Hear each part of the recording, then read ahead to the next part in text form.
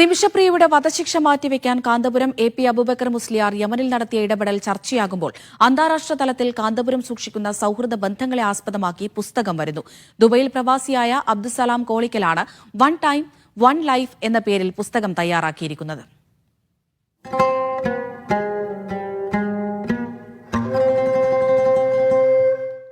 കാന്തപുരം അബൂബക്കർ മുസ്ലിയാർ നടത്തുന്ന യത്തീംഖാനയിലും മർക്കസിന്റെ സ്ഥാപനങ്ങളിലും പഠിച്ച് ജോലി നേടിയ പ്രവാസി വ്യവസായിയാണ് കോഴിക്കോട് താമരശ്ശേരി പൂനൂർ സ്വദേശിയായ അബ്ദുസലാം കോളിക്കൽ.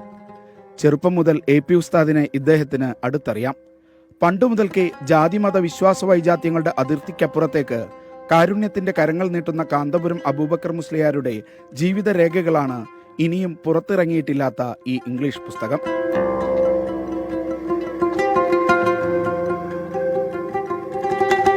ഇന്നത്തെ സാഹചര്യത്തിൽ കാലഘട്ടത്തിൽ നമുക്ക് മീഡിയകളും മറ്റ് ചാനലുകളും മറ്റ് സോഷ്യൽ മീഡിയ പ്ലാറ്റ്ഫോമൊക്കെ ഉള്ളതുകൊണ്ട് ഇത്രയും പബ്ലിസിറ്റി കിട്ടിയതാണെന്നുള്ളൂ ഇന്നത്തെ ഈ നിമിഷപ്രിയ പ്രസംഗങ്ങൾ.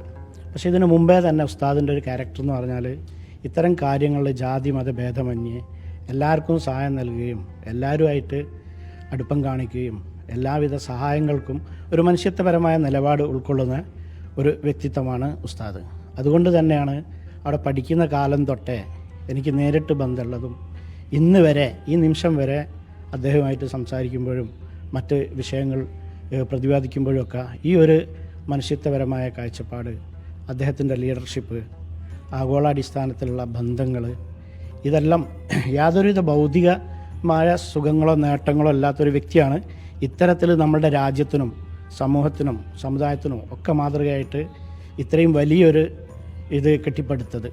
അപ്പോൾ അതിനെക്കുറിച്ച് പറയുക എന്നത് ഒരു ഭാഷയിൽ പറയുക എന്നതും മറ്റ് ദേശങ്ങളിലേക്ക് ഉസ്താദിൻ്റെ ആ ഒരു പ്രവർത്തന അല്ലെങ്കിൽ ഉസ്താദിൻ്റെ ആ കഴിവിനെ തുറന്നു കാണിക്കുക എന്നുള്ളത് എൻ്റെ ഒരു ആഗ്രഹമായിരുന്നു.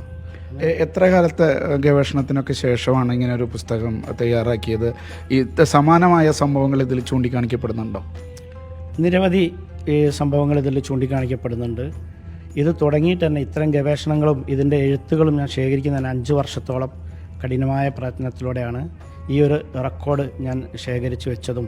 ഇതിനെക്കുറിച്ച് പലപ്പോഴും ഉസ്താദുമായിട്ടും മറ്റ് ഡോക്ടർ അബ്ദുൽ ഹക്കീം അസരിയുമായിട്ടും നിരന്തരം ബന്ധപ്പെടുകയും അഭിപ്രായങ്ങൾ ആരായുകയും ചെയ്തുകൊണ്ടേയിരിക്കുകയാണ് നിരന്തരമായിട്ട്. ഇപ്പോഴാണതൊരു പുസ്തക രൂപത്തിലേക്ക് എത്തിപ്പെട്ടത്. ഇത് അവതാരിക എഴുതിയിട്ടുള്ളത് ശശി തരൂരാണ്. അതുപോലെ ആരാണ് എഡിറ്റ് ചെയ്തിട്ടുള്ളത്? അങ്ങനെയുള്ള കാര്യങ്ങളൊന്നും പറയാം. ഇത് ശശി തരൂർ സാറാണ് ഇതിന് അവതാരിക എഴുതിയിട്ടുള്ളത്.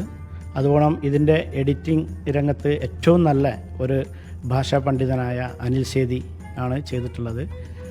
മറ്റ് പല സഹായങ്ങളും പലരിൽ നിന്നും ഇതിനു വേണ്ടിയിട്ട് ഇവിടെ തന്നെ ഞാൻ UAE വന്ന് ഇവിടുത്തെ ഒരു ഇംഗ്ലീഷുകാരനായിട്ട് ബന്ധപ്പെട്ടിട്ട് അദ്ദേഹത്തോട് ഇത് റീഡ് ചെയ്യുകയും അദ്ദേഹത്തിൻ്റെ അഭിപ്രായങ്ങളും ഭാഷാപരമായ ഒരു നല്ല പുസ്തകം, അതായത് വായനക്ക് ഏറ്റവും നല്ല ഒരു ആനന്ദം കിട്ടുകയും അതുപോലെ തന്നെ വളർന്നു വരുന്ന തലമുറക്ക് ഒരു സ്വാധീനം ചെലുത്താൻ പറ്റിയ ഒരു വ്യക്തിത്വമായിട്ട് ഉസ്താദിനെ കാണിക്കുക.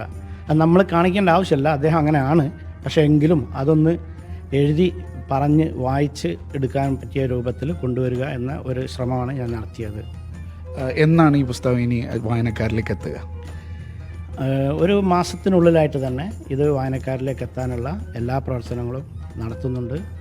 ഇന്ന് ഗ്രന്ഥകാരനെ പരിചയപ്പെടുത്തുകയാണെങ്കിൽ എത്ര കാലം പ്രവാസിയായിരുന്നു, എത്ര കാലം മർക്കസിൽ പഠിച്ചിട്ടുണ്ട്? ഞാൻ 30 വർഷത്തോളമായി പ്രവാസ ലോകത്ത് ജീവിക്കുന്നു. അതുപോലെ ഞാൻ മർക്കസിൽ യത്തീംഖാന ഓർഫനേജ് കാലം തൊട്ട് അഥവാ 9 വയസ്സായപ്പം അവിടെ തുടങ്ങിയ ഒരു പഠനമാണ്. പിന്നീട് അവിടെ നിന്ന് തന്നെ ആർട്സ് കോളേജിലും മർക്കസിൻ്റെ ചിലവിൽ തന്നെയാണ് പഠിച്ചു വളർന്നത്. ITC കോളേജിലെല്ലാം കഴിഞ്ഞ് ഉസ്താദിൻ്റെ കരങ്ങളാൽ തന്നെ ഗൾഫിലേക്ക് എത്തിപ്പെടുകയും 10,000 എത്തിപ്പെട്ടതുണ്ട്. അത് പറയേണ്ട ആവശ്യമില്ല, എല്ലാവർക്കും അറിയാവുന്നതാണ്. അതിലൊരു വ്യക്തിയാണ് ഞാനും. മലയാളികൾക്ക് മാത്രമല്ല ലോകത്തെമ്പാടുമുള്ള വായനക്കാർക്ക് കാന്തപുരം അബൂബക്കർ മുസ്ലിയാരെ പരിചയപ്പെടാൻ കൂടി അവസരം ഒരുക്കുകയാണ് ഈ ഗ്രന്ഥം.